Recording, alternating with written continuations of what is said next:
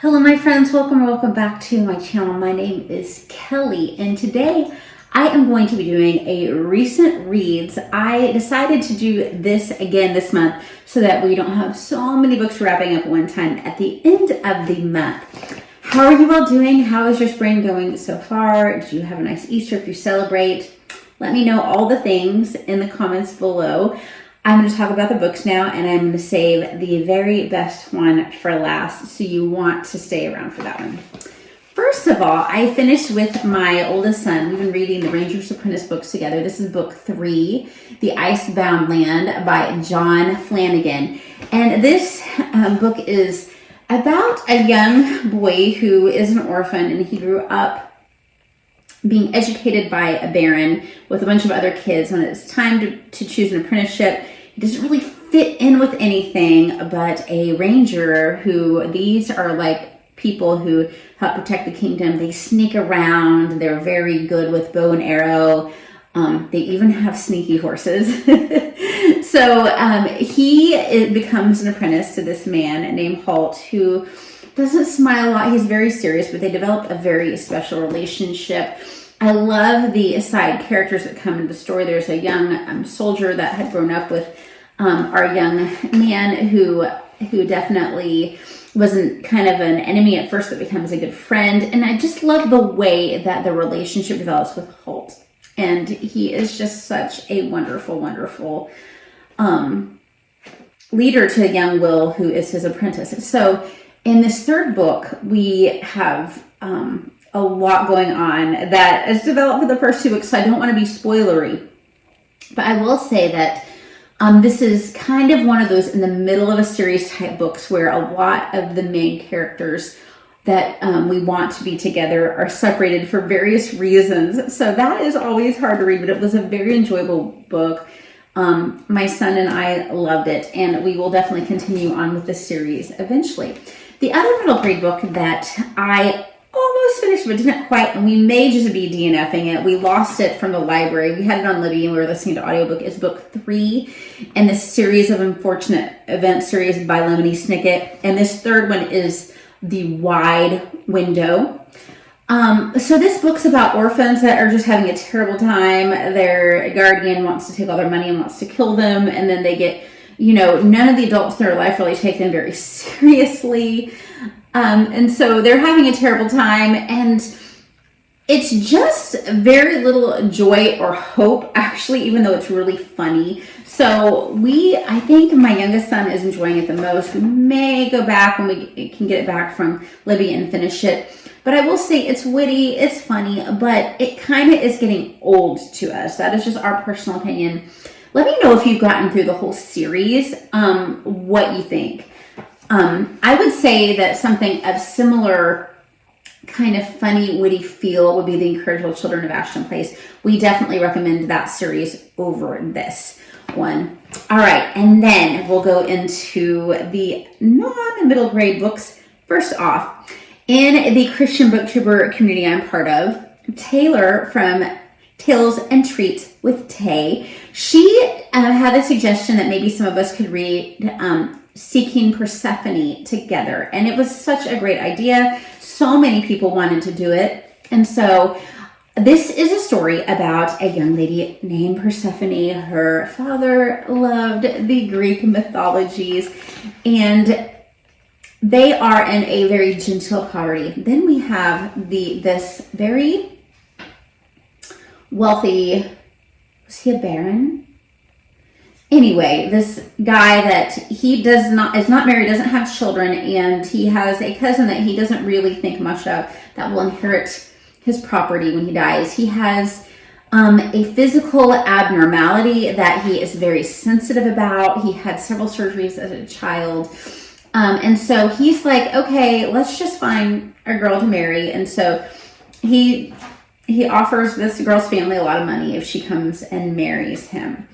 We have this parallel between Persephone and Hades' story in kind of the versions where Hades isn't quite so bad of a guy. So we have a parallel between the Greek mythology. It is a very slow burn, which is I'm not a big romance reader, but when I read romance, I want it to be slow burn. And I actually did feel that like little, oh, I love how this is developing romance feeling from this book. So that was pretty wonderful to get to feel that. It also had a little bit of a Beauty and the Beast feel.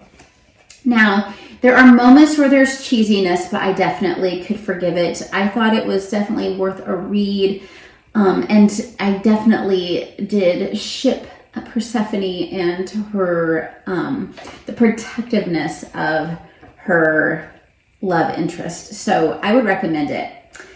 Then I read books 4 and books 5 of the Emma M. Lyon series by Beth Baer. Now, these are just journals of Emma, who is an orphan. She's trying to take back her house from a despicable cousin who has had her house and has spent a lot of her money. She's trying to be taken seriously in this Victorian age of women who aren't. I feel like this is such a cozy, such a fun, such an entertaining series. I would say the first and the second book need to be kind of read together. The first one is going to seem a little dull, but it's very short, and if you keep going, you'll see where she's going with it. I think there's going to be 20-something eventually, but just lovely journals. We get such great characters. There's a tenant of the house that's wonderful, and there's a lord that has developed a little bit of a friendship with Emma. The local pastor is so quirky. There are things that happen where like you lose something at church and it ends up in someone else's house kind of quirkily by some weird thing. I just like the little details in the book and really enjoy it.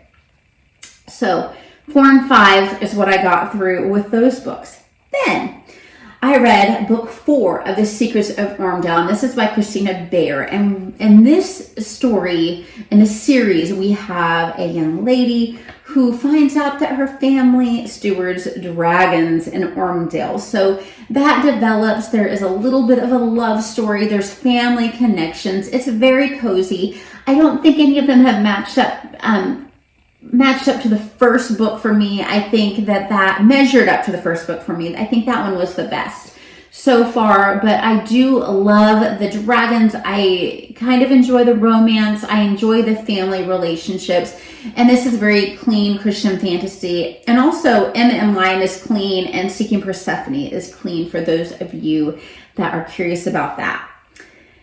Now, let us go for my favorite book that I have read so far this month. I actually did this as an audiobook with my family, and that's C.S. Lewis' Till We Have Faces. This is a retelling of Cupid and Psyche's story. So we have a narrator. Her name is Oruel, I think is how it was said. And she, this is Greek mythology, of course. Oruel is the ugly daughter. She has a horrible father, and her sister is Psyche, who's much younger and is beautiful and just exudes beauty and grace and wonderfulness. And instead of being jealous, she really just embraces that her sister is beautiful and wonderful and mothers her. But we learn that Oruel has a very strange, almost obsession with her sister. And something very unexpected happens, and it is commanded that her sister is going to be sacrificed and left for them to have the ability to move forward in their community and to be served well by the gods. So what ends up happening is very unexpected, and Psyche actually ends up in a good situation, but Oruel cannot really accept that, and she helps to mess things up for Psyche and puts Psyche in a terrible situation. And Oruel is very angry and mad at the gods and just bitter. She is a leader. She's a strong leader, but she has this bitterness. For part of the story, she has her face veiled and she is not showing herself in fullness. But a redemption happens in the story. And she understands that the gods have a plan. And this is very allegorical. And as all things that C.S. Lewis writes, it's all about faith and grace and redemption. So I highly recommend this.